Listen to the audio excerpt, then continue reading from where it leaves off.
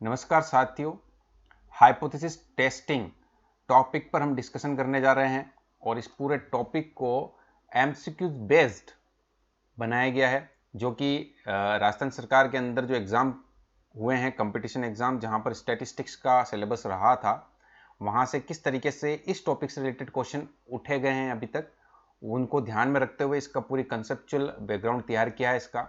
और दूसरा बड़ा इंपॉर्टेंट टॉपिक है ये, चाहे वो रिसर्चर्स हो, चाहे इसी सब्जेक्ट के अंतर्गत वो किसी कंपटीशन की तैयारी कर रहे हो। ठीक है, तो सबसे पहले हम क्वेश्चन को देख लेते हैं किस तरीके से बने हुए हैं।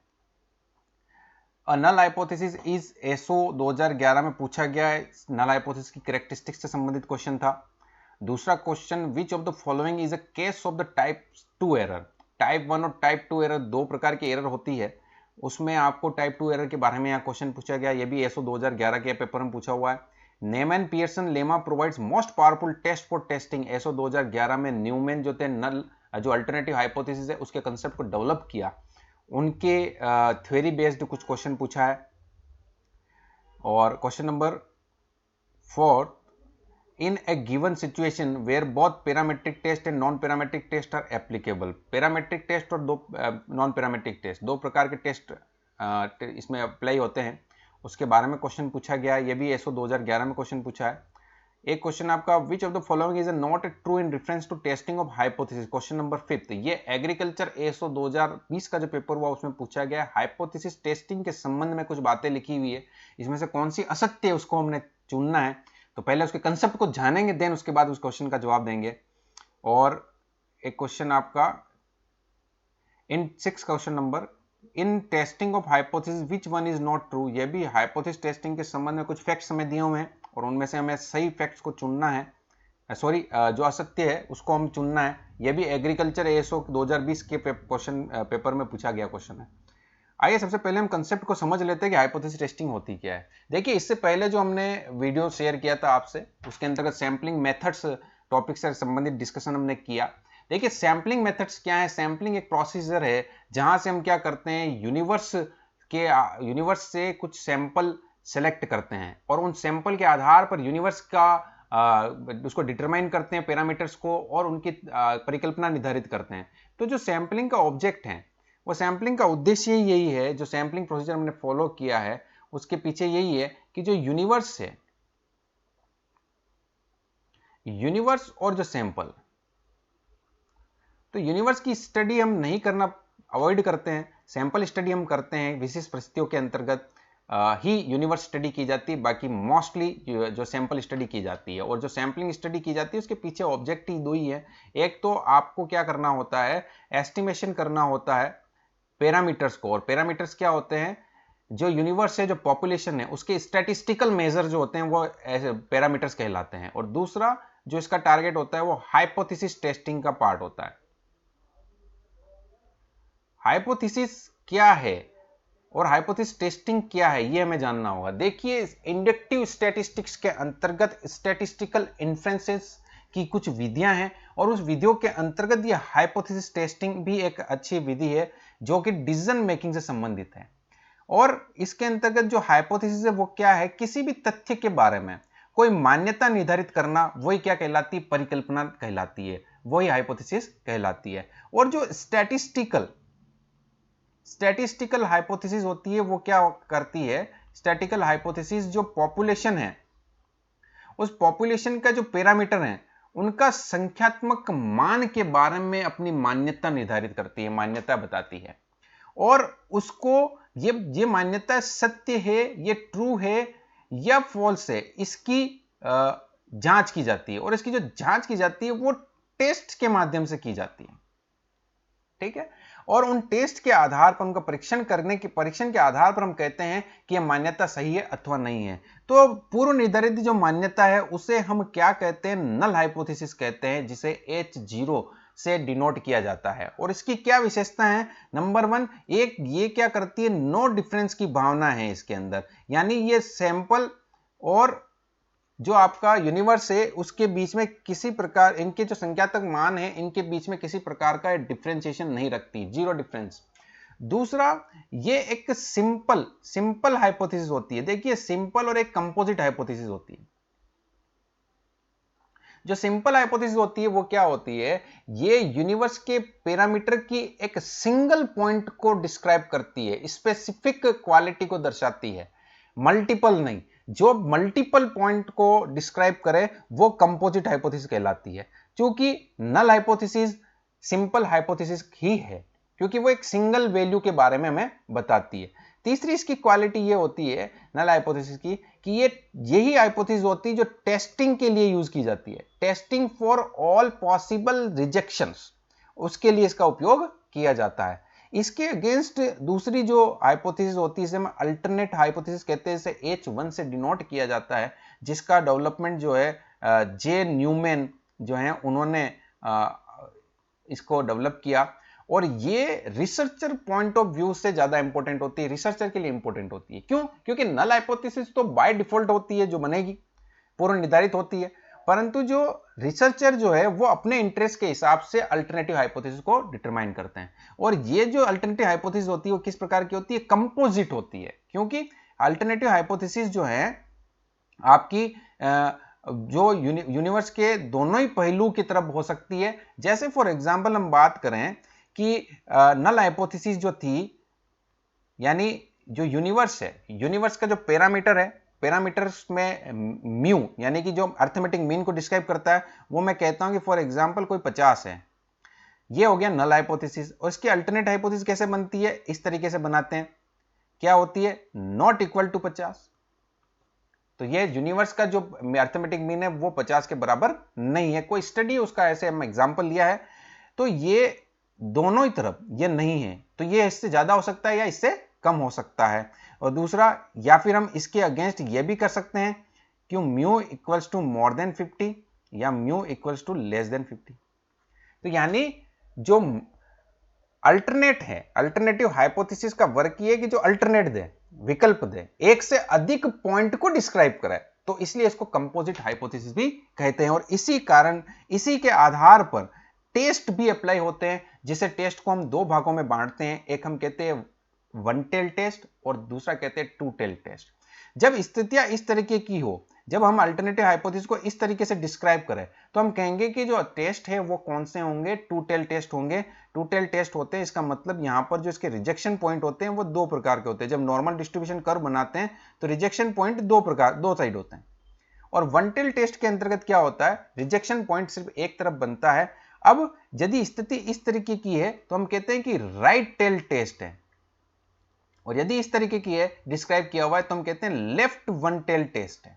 तो ये भी यहां पे कंसेप्ट क्लियर हो जाना चाहिए आपका कि टू टेल टेस्ट कब अप्लाई होता है, वन टेल कब होता है, और जो आपका लेफ्ट और राइट कौन सा होता है। ठीक है, तो यहां आपका एक पूरा ब्रीफ कर देता हूं कि हाइपोथेसिस टेस्टिंग जो है इंडक्टिव स्टैटिस्टिक्स की विधि है, स्टैटिस्टिकल इन्फ्रेंसेस, उसके अंतर्गत डिसीजन मेकिंग के लिए हम हाइपोथेसिस टेस्टिंग कंसेप्ट को उपयोग में लेते हैं।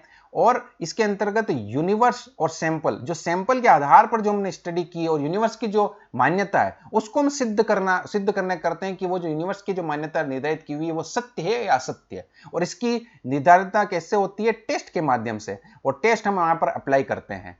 ठीक है, और एक नल हाइपोथेसिस होती है, एक अल्टरनेट हाइपोथेसिस होती है। नल हाइपोथेसिस की क्या क्वालिटी होती है कि ये यूनिवर्स और सैंपल के बारे में नो डिफरेंस, किसी प्रकार का अंतर नहीं रखती। दूसरा, वो सिंपल होती है। और तीसरा, जिसको यूज किया जाता है टेस्टिंग के लिए।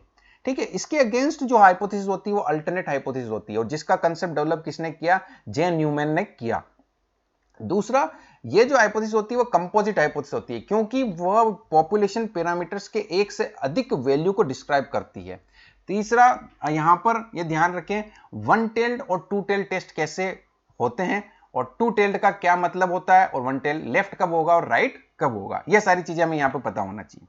ये आपके बेसिक हाइपोथेसिस से संबंधित कुछ क्वेश्चंस यहां से उठते हैं।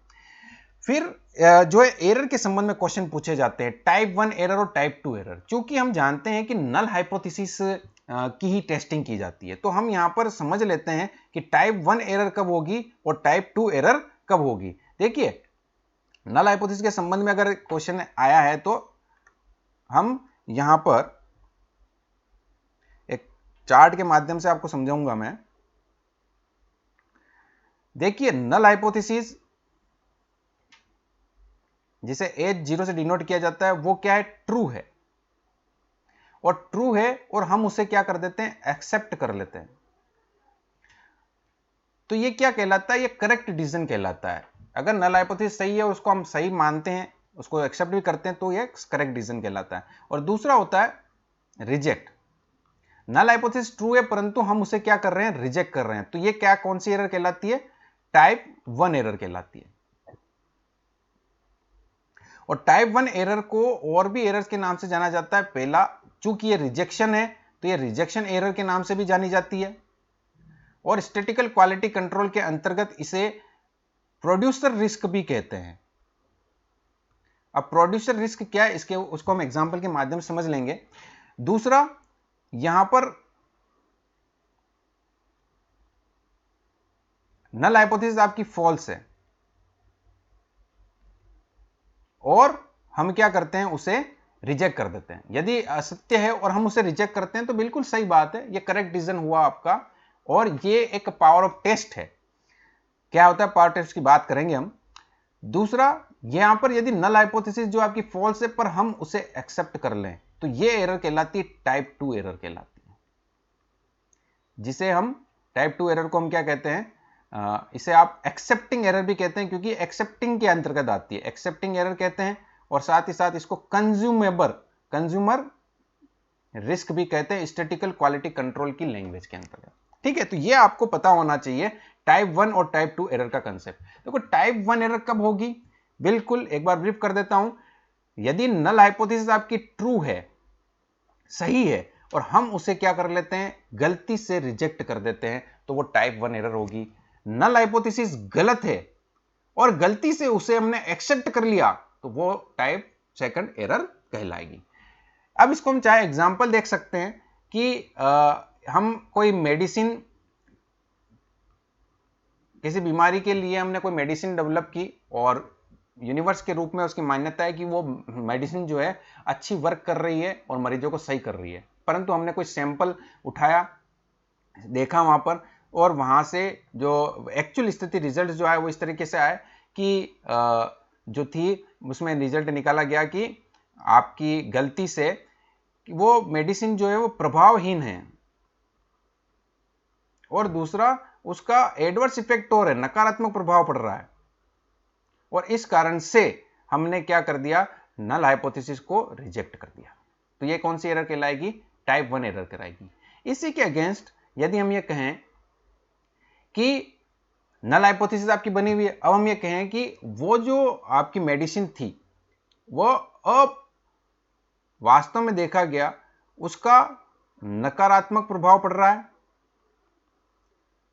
और नकारात्मक प्रभाव पड़ने के बाद भी हम उसे क्या कर लेते हैं, एक्सेप्ट कर लेते हैं, तो वो कौन सी एरर कहलाएगी, टाइप 2 एरर कहलाएगी।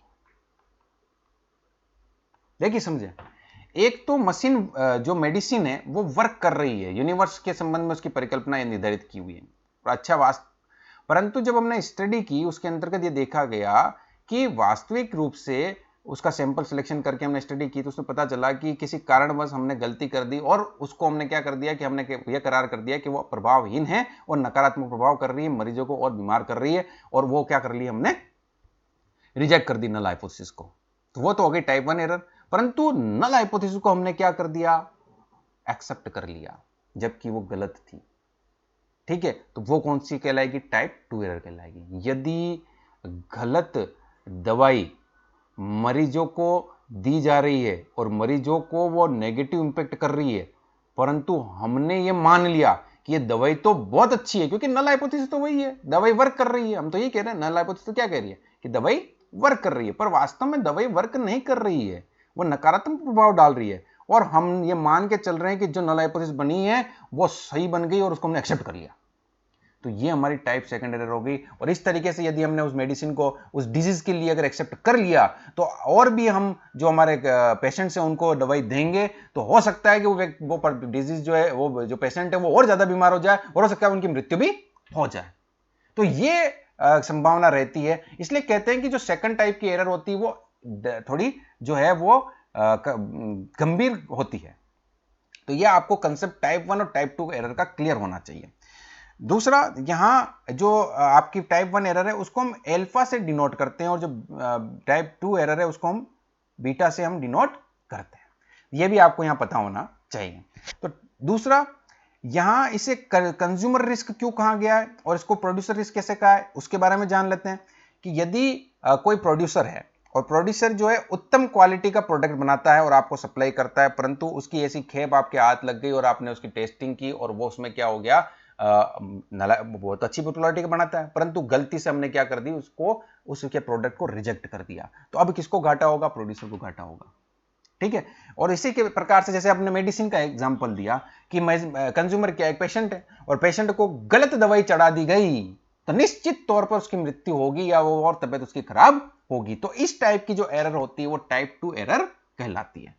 ठीक है। तो ये आपका टाइप 1 और टाइप 2 एरर का कंसेप्ट हो गया। यहां पर ये जो करते हैं वो पावर ऑफ टेस्ट कहलाता है। पावर ऑफ टेस्ट जिसे 1 माइनस बीटा से डिनोट किया जाता है। पावर ऑफ टेस्ट का मतलब ये हुआ कि जो नल हाइपोथेसिस थी आपकी क्या थी, फॉल्स थी, और आप फॉल्स को क्या करना चाहिए, रिजेक्ट ही करना चाहिए, और आप उसे क्या करते हो, रिजेक्ट कर देते हो। तो रिजेक्ट करने की जो क्षमता है वही क्या कहलाती है, पावर ऑफ टेस्ट कहलाता है। तो ये सारी चीजें हमें पता होनी चाहिए कि नल हाइपोथेसिस की क्या क्वालिटीज है, अल्टरनेटिव हाइपोथेसिस की क्या क्वालिटी है, 1 टेल्ड कब होगा, 2 टेल्ड कब होगा, फिर आपको इसके साथ कंपोजिट हाइपोथेसिस कौन सी होती है, सिंपल हाइपोथेसिस क्या होती है, फिर टाइप 1 एरर कब उत्पन्न होगी, टाइप 2 एरर कब होगी, और इसके बारे में हमें इसके और क्या नाम है ये भी जानना होगा, और फिर पावर ऑफ टेस्ट क्या है, इसको किससे डिनोट किया जाता है, ये सारी चीजें हमें पता होनी चाहिए। अब हम क्वेश्चन पे आ जाते हैं, क्वेश्चन को देख लेते हैं। जो आपका फर्स्ट क्वेश्चन था कि question number 1, null hypothesis, null hypothesis is hypothesis of zero difference, बिल्कुल ये बात सही है। Hypothesis under test for possible rejection, ये भी बात सही है। और तीसरा, ऑलवेज सिंपल हाइपोथेसिस, ये सही है। यानी तीनों ही पॉइंट जो है आपके लिए सही होगा, जहां पर तीनों ही पॉइंट है वो आपका सही उत्तर हो जाएगा। यदि आपका कंसेप्ट क्लियर है तो आप सीधे जवाब दे पाओगे। दूसरा question, which of the following is a case of type 2 error. देखो टाइप 2 एरर की क्या कंसेप्ट है, हमने क्या कहा कि जो नल हाइपोथेसिस है वो क्या आपकी फॉल्स है। ठीक है, दवाई जो थी वो काम नहीं कर रही थी, परंतु हमने क्या कर दिया, फिर भी उसको एक्सेप्ट कर लिया। दवाई जो थी काम नहीं कर रही थी, सही इलाज नहीं कर पा रहा था उस दवाई से, फिर भी हमने मान के चला कि भाई इसको एक्सेप्ट कर लो। ठीक है, और उससे क्या हुआ, हमारे बीमार और हो गए। यानी कि ये जो है टाइप 2 एरर कहलाएगी। तो हम कहेंगे null hypothesis is false and accepted. Null hypothesis false है, फिर भी हमने इसको एक्सेप्ट कर दी, यही उसका सही उत्तर हो जाएगा। Question number 3, Neyman Pearson lemma. देखो न्यूमैन पर्सन जो था वो कौन, न्यूमैन जो था उन्होंने क्या किया, अल्टरनेटिव हाइपोथेसिस के कंसेप्ट को डेवलप किया, और उन्होंने जिस कंसेप्ट को डेवलप किया उसके अंतर्गत बताया हुआ है कि इनके लिए जो powerful test, most powerful test कब होगा, जब हमारी सिंपल हाइपोथेसिस होगी, सिंपल नल हाइपोथेसिस सीधा सिंपल अल्टरनेटिव हाइपोथेसिस, तब। तो यहां पर सीधा उत्तर क्या है इसका, ये कंसेप्चुअल क्वेश्चन है, सीधा थ्योरी बेस्ड क्वेश्चन है, simple null hypothesis versus simple alternative hypothesis, सही उत्तर हो जाएगा। फिर next question, which of the following is not a true in reference to testing of hypothesis. Agriculture SO के पेपर में आया, अपन पढ़ लेते हैं इसको। Alternative hypothesis is one against which null hypothesis tested, सही बात है। The probability of the rejecting, probability of the rejecting null hypothesis when it is true, देखो जब ट्रू है और उसको रिजेक्ट कर रहे हैं तो काइंड ऑफ वन एरर, बिल्कुल सही है। The probability of the accepting the null hypothesis when it is false, false है और उसको एक्सेप्ट कर रहे हैं, यानी accepting error, accepting error means आपकी सेकंड टाइप ऑफ एरर, ये भी सही है। द स्ट्रेंथ ऑफ टेस्ट यानी power of test, power of test क्या होता है मैंने आपको बताया, 1 माइनस बीटा, यही उत्तर है, और यही आपका यहां पर सही उत्तर, ये गलत है। Next question, in a given situation where both parametric test and non parametric test are applicable, which of the following is true. Parametric और नॉन पैरामेट्रिक टेस्ट क्या होता है, देखिए समझे। पैरामेट्रिक टेस्ट का मतलब ये होता है कि जो प्रोबेबिलिटी की जो एजम्पशन से, जो रूल्स से उसको फॉलो किया जाता है, रैंडम सिलेक्शन किया जाता है सैंपल का और उसी पर आधारित होता है, तो वो पैरामेट्रिक टेस्ट कहलाते हैं। और पैरामेट्रिक टेस्ट जो होते हैं अनबाइज्ड होते हैं, तो ज्यादा मोस्ट पावरफुल होते हैं और उनका जो एफिशिएंट कहलाते हैं। तो इसका जो उत्तर होगा, non parametric test are always more efficient नहीं होते हैं और लेस एफिशिएंट होते हैं। तो इसका सेकंड नंबर उत्तर आपका सही हो जाएगा। Next question, in testing of the hypothesis which one is not true. Agriculture SO 2020 में पूछा गया क्वेश्चन है, यह भी हाइपोथेसिस के संबंध में पूछा गया। A hypothesis which has only one point the parametric space is called simple hypothesis. देखो सिंपल और कंपोजिट का क्वेश्चन है, तो यहाँ हाँ बिल्कुल, जब एक ही पॉइंट को प्रदर्शित करता है तो सिंपल हाइपोथेसिस कहलाती है। Hypothesis which has more than one point, देखो एक से अधिक है तो कंपोजिट होगी, हाँ बिल्कुल कंपोजिट होगी। फिर the probability as which the second kind of error is fixed, second error is fixed called level of significance. नहीं, हम क्या करते हैं, जो टॉलरेबल एरर होती है, यानी जो टाइप 1 एरर होती है ना, यहां समझ लीजिए आप, टाइप 1 एरर जो होती है वो होनी ही है, निश्चित तौर पे होनी है, उसमें हम कुछ नहीं कर सकते हैं, क्योंकि दोनों ही टाइप की एरर को एक साथ कम नहीं किया जाता। तो हमें क्या करना होता है, फर्स्ट टाइप ऑफ एरर को यानी कि अल्फा जो है उसे हमें क्या करना होता है, एक टॉलरेबल जो लेवल होता है उस तक फिक्स करना होता है, तो उसे हम फिक्स कर लेते हैं और फिर सेकंड टाइप एरर को कम करने का प्रयास करते हैं, ताकि क्या हो जाए, जो नल हाइपोथेसिस है, जो फॉल्स है, तो उसको हम रिजेक्शन की तरफ बढ़ा दें, तो वो रिजेक्ट हो जाए, उसका हम प्रयास करते हैं। ठीक है, तो ये किसके लिए होता है, वो फर्स्ट टाइप एरर के लिए होता है जिसका लेवल फिक्स किया जाता है। तो यानी ये बात कट्टी सही नहीं है, यही उत्तर सही होगा। चौथा भी पढ़ लेते हैं, probability of the rejecting null hypothesis when it is fall is called power of test, ये बिल्कुल सही है। तो यानी जो तीसरा नंबर का जो है उत्तर वो गलत है। जब अगर कंसेप्ट अगर क्लियर है तो हम उत्तर देने में कोई झिझक नहीं होगा और एक ही बार में सही उत्तर आपको दे दिया जाएगा। ठीक है, अब इसके कुछ क्वेश्चंस और हैं जो कि हम नेक्स्ट लेक्चर के अंदर रिकॉर्ड कर लेंगे, उसमें आपको बता देंगे। तो आप इस लेक्चर को ध्यान से सुने तो आप हाइपोथेसिस टेस्टिंग के संबंध में जो कंसेप्ट है वो आप समझ पाओगे। धन्यवाद। अगर ये आपको पसंद आया है वीडियो तो आप इसको लाइक करें, शेयर करें और सब्सक्राइब जरूर करें। धन्यवाद।